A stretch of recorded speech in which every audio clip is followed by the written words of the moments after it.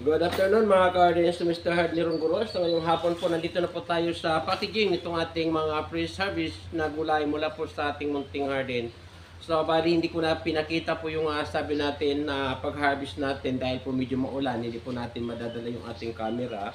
So kaya unahin na po muna natin yung pagtitimbang ng ating mga pipino para ma-estimate po natin kung ilang kilo lahat yung ating harvest. So ngayon po,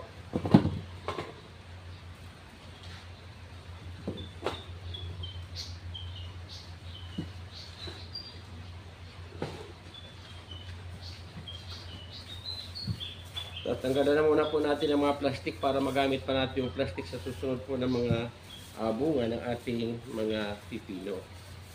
Yan. So pinapakita po natin, bawat isa po nakabalot po siya sa plastic. So kasi marami pa po ng mga sabi natin bunga na kinakailangang balutin. So dito rin i-recycle na po natin yung mga plastic para po hindi tayo masyadong gumastos. No?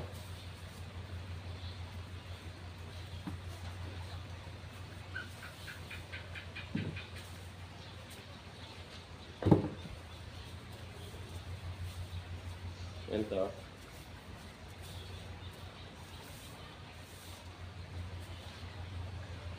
Yan. So, first class. Yan.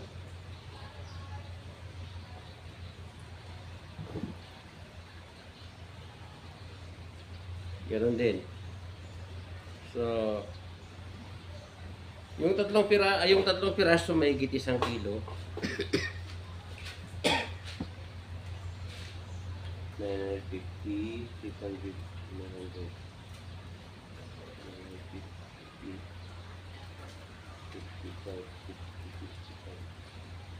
955 kilogram. So, yung dalawang piraso 650 grams, 965 grams. So, ibig sabihin kulang na lang po ng 150 grams para po maging 350 grams para po mag 1 kilo. So, yun po. Ganyan po kalalaki yung ating mga pipino. Okay. Yung dalawang piraso, mahigit 1 kilo. So, ganito po kalalaki ang ating mga pipino.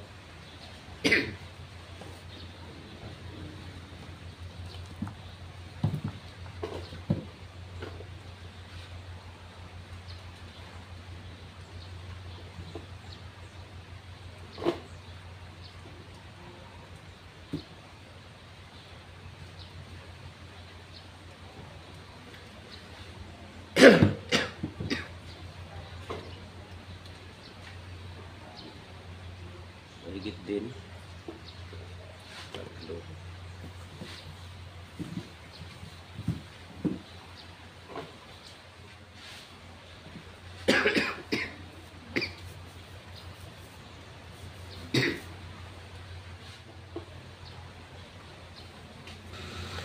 Mukhang sumiswerte tayo mga kahardin dahil ngayong hapon po talagang marami-rami itong ating harvest na pipino. So bali 8 kilo lang naman po yung ating na-harvest po na pipino.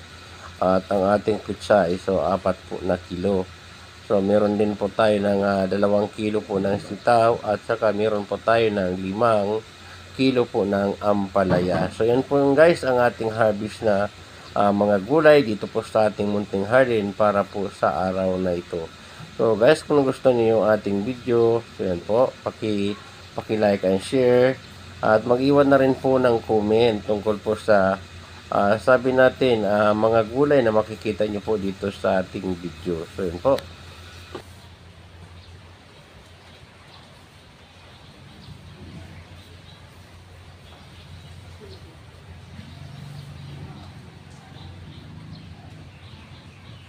Lima.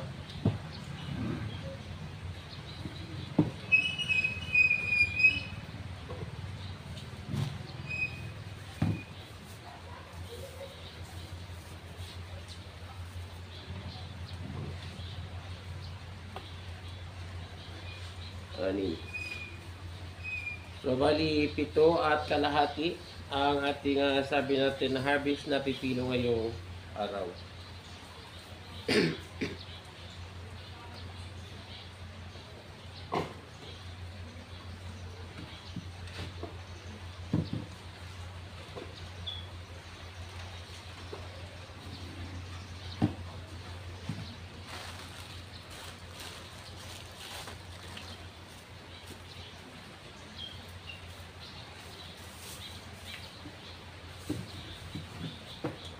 Bilisan natin kasi 20% na lang yung ating ah,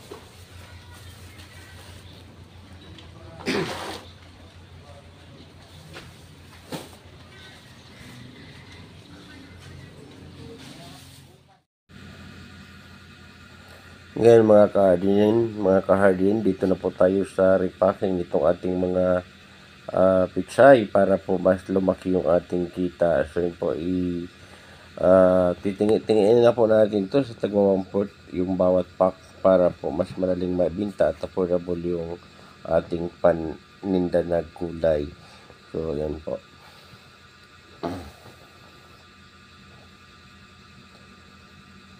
So yan po yung ginagawa natin para po talagang mas madaling maibinta yung ating mga pananim po na gulay. So dito po sa atin walang problema sa pizza dahil po ngayon bali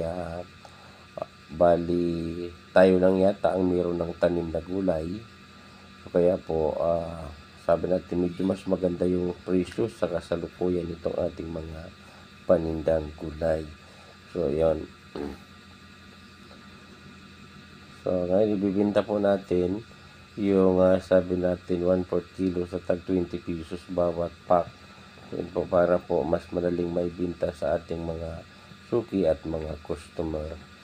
So, mas mura-mura ang bigayan natin ng pichay kung if ever na by kilo ang pagbili sa atin. Pero pag hindi, so yon. So, divide natin yung sabi natin kilo sa 4 na bahagi. So, 1/4 bawat pack yung ating sabi natin 20 pesos. So yan po guys, patuloy po tayo sa sabi natin pag impacking itong ating mga harvested na mga gulay.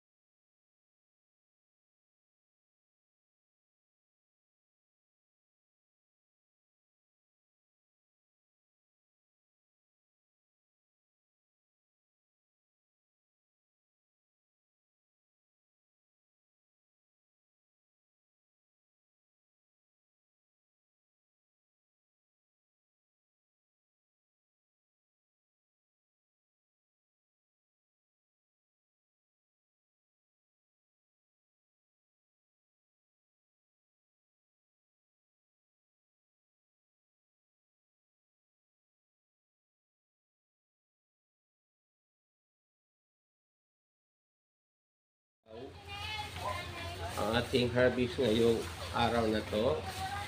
Gulay, gulay, gulay, gulay! Ay, sir, ako man. So baka maubusan kayo dyan, madam. Pa-reserve na po.